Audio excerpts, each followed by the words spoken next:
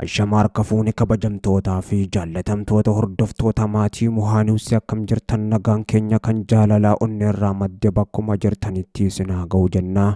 Kabajamtootaa fi jaallatamtoota hordoftoota maatii Muhaanuusi namoonni YouTube chaanaalii keenya Muhaanuusiif haarawaa taatan YouTube chaanaalii keenya Muhaanuusi subscribe gochuun maatii keenya ta'uun nutti makamaa isiniin janna nulleen isin simannaa. Kanneen maatii Muhaanuusi taatanii jirtan ammoo viidiyoo keenya like fi share gochuun yaada keessan nu biraan gahaa. Qophii keenya ammaaf qabanne kana isinitti himuudhaan hagadhuma sagantaatti si waliin kan turu ana Muhaa Oromooti. Hagadhuma sagantaatti nu waliin turan ammas afeerraa keenya gamanumaan viidiyoo keenya like share gochuus hin dagatinaadha. Lola guddaa waraanni bilisummaa Oromoo WBO'n Irbuushinni jedhuun dhiheenya kana banee guutuu Oromiyaa keessatti mootummaan ammoo haleellicha WBO dandamachuu kan dadhabee qaamota naannoolee walitti qabuun duulicha gubbatti ammoo hirmaachisuudhaaf jecha mootummoota naannoolee gaafatus waamicha dhihaate kana mootummoonni naannoolee hedduun isaanii ammoo rincicaa jiraachuunis dhagahamee jira.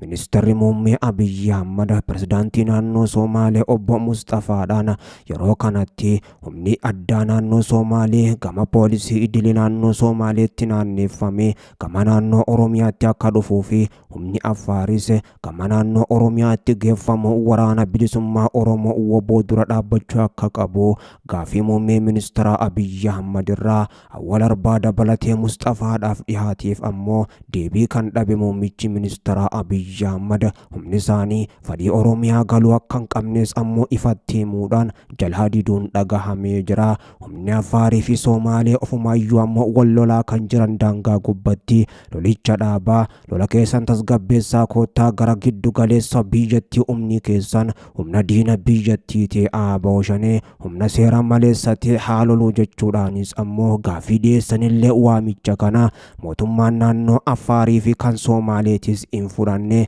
Kaleessa ammoo ministeerri muummee Abiyyi Ahmad ajajaa waraana lafoo waliigalaa Fiild Maarshaal Birhaanuu Juulaa Galalchaadhaa gama pirezidaantii naannoo Harariitti erguudhaan poolisii idilee naannoo Harariitii fi akkasumatti illee humna mootummaa federaalaa hedduu isaanii gara giddu galeessaa geessuudhaan waraana bilisummaa Oromoo WBO dura akka dhaabbataniif hojjechuu akka qaban ajajanii ammoo erganis humni keenya ammatti as jiru nageenya naannoo keenyaa bira taree Oromiyaa keessa galuudhaan loluus hin danda'u jechuudhaan ammoo Fiild Maarshaal Birhaanuu Juulaattis dubbiin dabaa mudachuun dhagahamee jira naannoo Harariirraa. Kanaan dura ammoo mootummaan federaala Itoophiyaadhaa humnoota wal makootaan kan naannoo Tigraayitti geessuudhaan humna TPLF lolaa kan ture danuu isaanii TPLF ergammoo barbadeessitee warri lubbuudhaan hafan naannoo isaaniitti deebi'anii qaamni kamiyyuu ammoo naannoo san deemee loluu akka hin qabne naannoo isaaniitiin alas dabalatee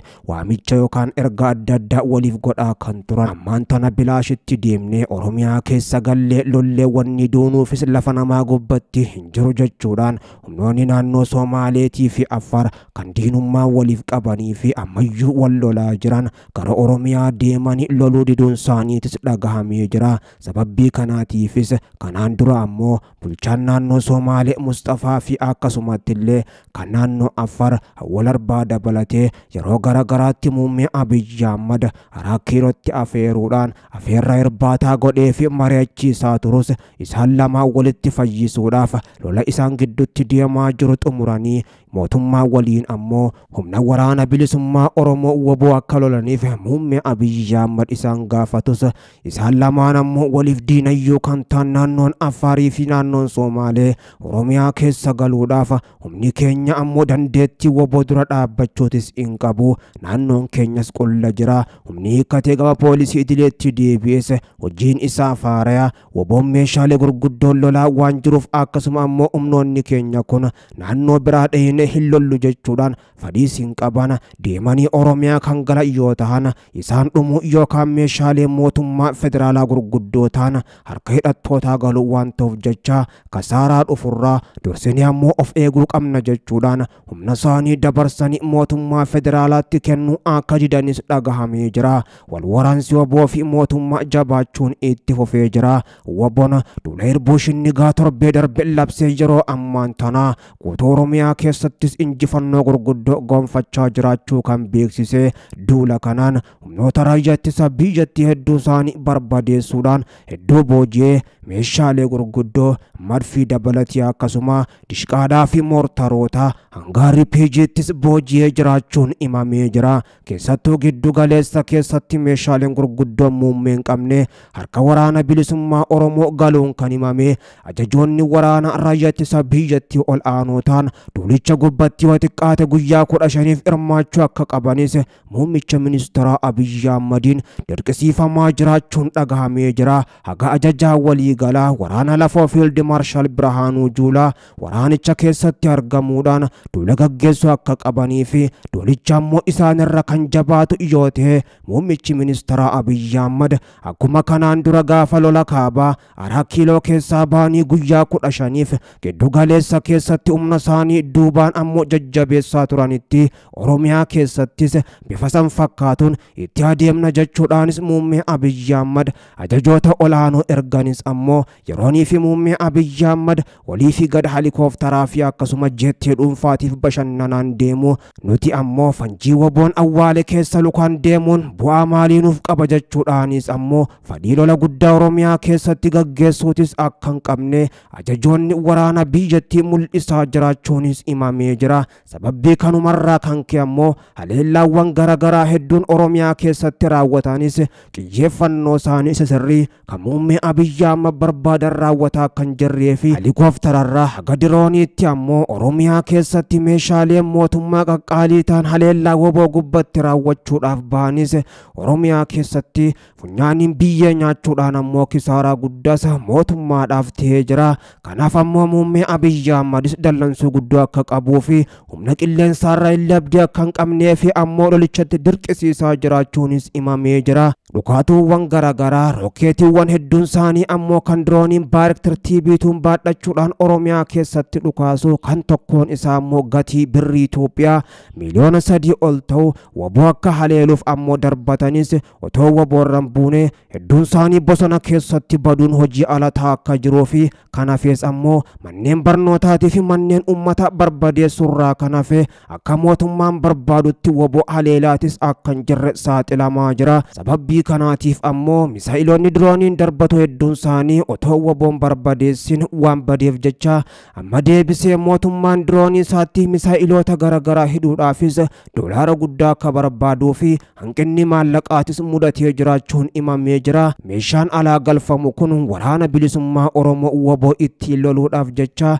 kan dirooniin hidhatu misaa'iloonni Baayirektar TV'tuudhaaf ammoo tahan biyya Turkiirraa akka bitamuu fi ammoo Turkiirraa mootummaan Itoophiyaa liqaa gaafatus haga ammaatti deebisaa kan argatanii fi waraanicha ammoo hammaatee itti fufee kan jiru. Waraanni bilisummaa Oromoo waboonis ammoo yeroo meeshaalee misaa'ilaa kan helikoophtaraa fi dirooniidhaan ammoo harka mootummaatii hanqatanii dhumaa jiranitti lolicha waan labseef jechaas lolicha kana itti milkaa jira jechuudhaan keessa beektonniinis himaa jiru.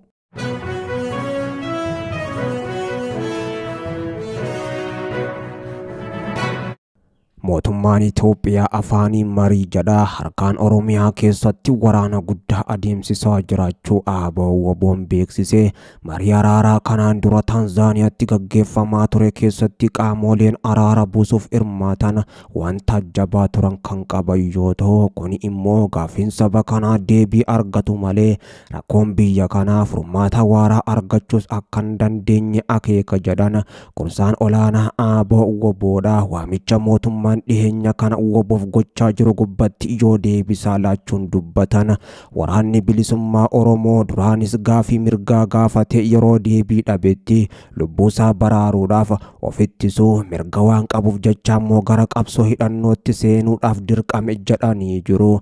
Mootummaan biyya bulchaa jiru gaafii ummanni Oromoo gaafate bu'uura irraa osoo hin deebisin nama ajjeesuudhaan furmaata fiduunis hin danda'amu kan jedhan osoo beekumsa siyaasaan biyyattiin kun kan hoogganamtu taate rakkinaa fi gadadoon har'aan tana keessa jirru kun silaa nu hin mudatu ture jedhan obbo Jireenyaa Guddataadha. Waraanni bilisummaa Oromoo kaayyoo fi galmasaa gahuudhaaf erbuu shinnigaa jedhee waan eegalee Oromiyaa keessaa iddoo hedduutti itti milkaa'u gorsaan olaanaa ABO obbo Jireenyaa Guddataatis kan dubbatan. Lolaanis haa ta'u mariidhaan kaayyoo waraana bilisummaa Oromoodha. Sirna ummata kanaaf ta'u ijaaru yookaan tolchuun saba kana bilisummaa gonfachiisuudha jedhanii jiru. Humni isaanii lola guddaa yeroo ammaan tana Oromiyaa keessatti gaggeessaa jiru kun kaayyoon isaa maddii rakkoo qaamolee lamaan gidduu jiru siyaasa waantiif jecha akkasumatti furmaata siyaasaa barbaada jedhan obbo Jireenyaa Guddataa.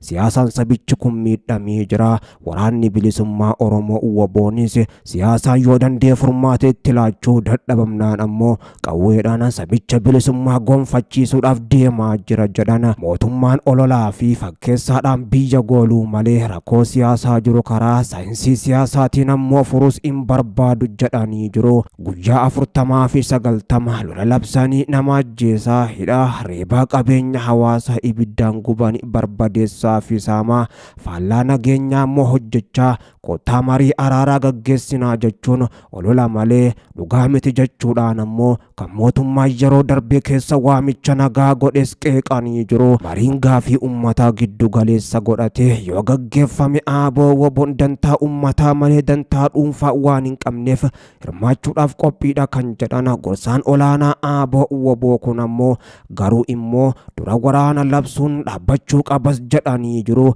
Otoo waraanni hin dhaabbatin marii araaraa inni jedhamus hin jiru jechuudhaan humni isaanii tarkaanfii guggubduu fudhachaa jiraachuus dubbatan. Mariin komishinii biyyaalessaa jedhanii amma adeemaa jiru kunis kan mootummaa biyya bulchaa jiruun komishinii walabaa hin taane kan tolfatee fi qaama hundaaf amanamaa ta'u ammoo kan hin dandeenye bira darbee ammoo komishinichi ofiifuu wabii kan hin qabneedha jedhanii jiru. Kanatti ammoo WBOn waan hirmaatus hin qabu jedhan. Kanaaf paartiin biyya bulchaa jiru kun kophaa isaa marii taa'aa jira malee qaama kan biraa waliinis miti kan jedhan ammoo ABO WBOn kanan fudhatu jechuudhaan mootummaan marii biyyaalessaa gaggeessaan jira jedhus ammoo maricha WBOn fudhatama dhoorgatee jira. Mootummaan marii gaggeeffamu kamiifuu dura lola dhaabuu paartiilee siyaasaati ammoo namoota biroo murtee seeraa malee waggoota hedduudhaaf hidhaman hiikee maritti akka hirmaatan gochuu fi komishinii marii biyyaalessaa qaama kamirraayyuu walabatee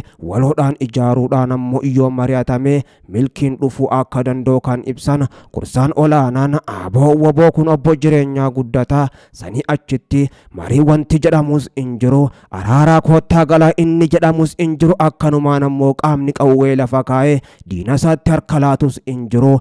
Kuni ammoo waan fudhatama qabu miti jedhanii kan Shimallis Abdiisaa ammoo torbee darbee keessa koottaa galaa karaa nagaatiin Oromiyaatti nagaa haa buufnu, dhiigni dhangala'u haa dhaabbatu, walajjechaan nuuf ga'a jechuudhaan ammoo lallabaa turan saniif deebisaa yoo laatan kanan fudhannu. Waraanni bilisummaa Oromoo WBOn ammoo waan erbuu shinnigaa jedhee labsee ittiin hojjechaa jira, ittiin milkaa jira, fuuldurattis adeemaa jira jechuudhaan lola yeroo ammaan tana WBOn guutuu Oromiyaa keessa gaggeessaa jiruun WBOn injifannoo guddoo gonfachuudhaan milkaa'ee jiraachuu gorsaan olaanaan ABO kun kan beeksisan. Mootummaanis ammoo dhiyeenya kana lola guddaa giddu galeessa dabalatee lixa Wallaggaa fi baha Wallaggaatti adeemsisaa akka jiruu fi waraana bilisummaa Oromoo WBO irrattis ammoo tarkaanfii fudhachaa jiraachuu gama fuula miidiyaa hawaasasaa gama raayyaa ittisa biyyattiitiin beeksisaa kan ture. Afaan tokkoon araara jedhus ammoo harkaan waraanatti jiraachuu isaatis ofumaanuu ofirrattis ragaa bahee jira.